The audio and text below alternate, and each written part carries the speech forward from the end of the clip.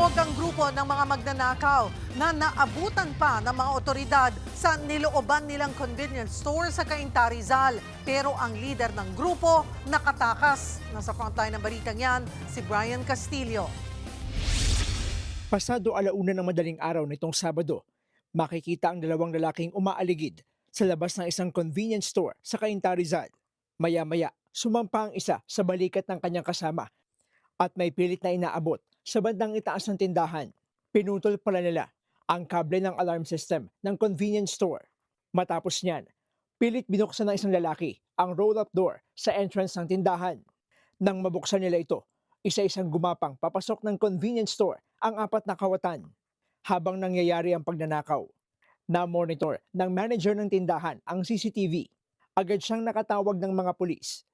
Dahil dyan, nahuli sa akto ang mga kawatan sa loob ng convenience store. Arestado ang 4 habang patuloy na tinutugis ang kasama nilang nagsilbing lookout. Siya rin daw ang leader ng grupo. Ayon sa mga pulis, nakuha sa kanila ang mga crowbar at ilang pang ginamit sa pagnanakaw. Base sa investigasyon, target ng grupo ang mismong vault ng tindahan. Tinitibag na nila yung vault, yung concrete frame ng vault. Pero hindi sila nagtagumpay dahil naabutan kaagad sila ng pulis. Kasi nandun po talaga yung pera ng store, na yung benta ng store. Lumalabas din sa investigasyon ng mga pulis na parte ng malaking sindikato ang mga nahuling sospek. Modus nila ang magnakaw sa mga convenience store sa Calabarzon at Central Luzon.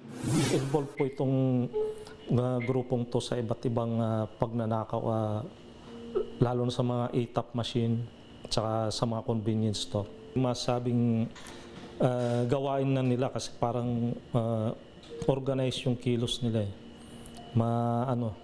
Pulido kumbaga. Nahaharap ang mga sospek sa reklamong robbery. Nagbabalita mula sa frontline. Brian Castillo, News 5.